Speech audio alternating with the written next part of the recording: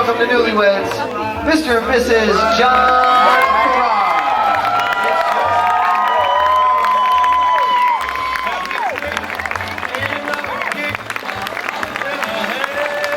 Yeah, let me hear you out there. Congratulations, guys.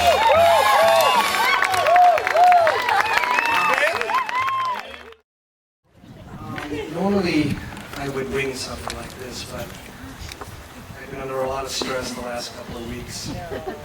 So I thought I would write it down, which I did early this morning. So if you would indulge me, I'll read my toast to Rachel and John. First, I would like to take this moment to welcome and to thank all of you who have come to celebrate this very special day. Many of you have come great distances to be here today to show your love and joy for Rachel and John.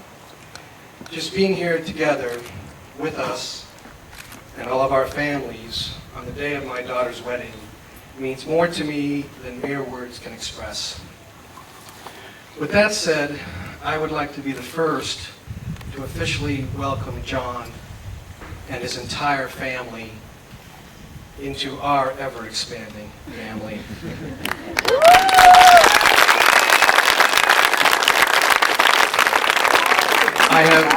I recently had the opportunity and the pleasure of meeting firsthand with John's family. I have to say that I'm looking forward with great anticipation to the blending of our families. Oftentimes this is not the case. It can only be God's guiding hands that have brought us all together through the union of our children. John sent me an email not too long ago that made me cry.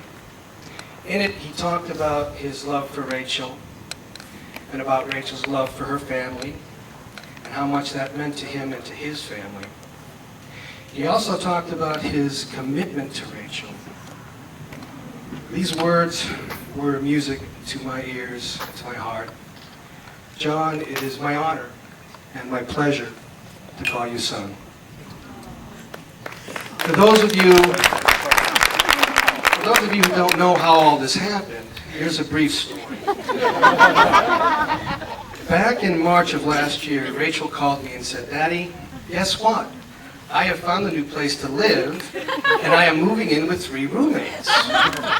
Of course, my first question was, "So what are these girls' names?" She said, "Daddy, they are guys, not girls." I said, "Gee, that's great, honey." All the while, I'm trying not to chew the end of the phone off. Of course, she explains to me that these are simply friends and truly platonic relationships. Knowing Rachel like I do, I knew this was true. But being the papa, I couldn't help but be a little anxious. Well, time marched on, and this platonic thing manifested itself exactly as she told me. We had a couple of dinners over at their new house. I was able to meet John and the others. Everything was going splendidly. Then one day it happened. Back in August, almost 1 year to this day, Rachel calls me to tell me that her and John have decided to change the status of their relationship. She went on to tell me that John and her had fallen in love. She added, "Papa, we didn't mean for it to happen. It just happened." When I heard her say those words, I knew he was the one. So the end of the story goes like this. Rachel decides that it's time for me to meet John's parents. So she invites them to our house for Thanksgiving dinner. Of course, I think this is a great idea because it will give me an opportunity to more closely examine John's gene pool. Well, on Thanksgiving Eve, Rachel calls me and says, "Daddy, John and I need to talk with you, and we want to come to the house early in the morning before everyone arrives." At that moment, my heart missed a couple of beats. I paused, acting as if I knew nothing was up, and said, "Sure, what do you want to talk about?" She said, "It's late, let's talk in the morning." Well, the morning came, and the doorbell rang, and down the hall comes Rachel and John. So I'm sitting at the counter in my kitchen working on Thanksgiving Day dinner, and with a very serious look on both of their faces, they approach me. Rachel is standing beside John now. John's face is so red, I think to myself, this guy must have a very bad sunburn. I also noticed a slight twitch in his left eye that I did not remember from before. I stood up to greet them, and as I did, without hesitation, he looked me in the eye and said, "I have come to ask for your daughter's hand in marriage." I gulped, started to choke up.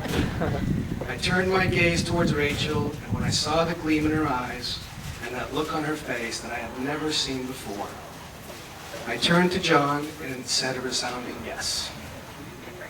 It was at that moment that I knew my life would be changed forever. This was exactly the same feeling I had almost 26 years ago, the day Rachel Kalin came into our lives. From the very first days of her life with us, we knew that this special little girl would become the extraordinary woman she is today. She's a daughter, a sister, an auntie, a niece, a cousin, a best friend, a granddaughter, and now a wife.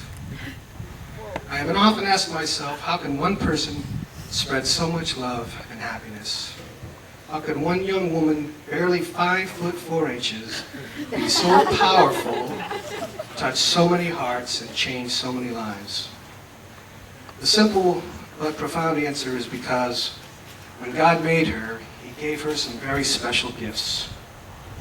The gift of compassion, the gift of understanding, the gift of sacrifice, the gift of kindness, and the gift of a boundless heart for love for all the people God chose to put in her path. It is not just I that give this beautiful bride away today to her beloved husband, John. It is we, all of us, that give her away.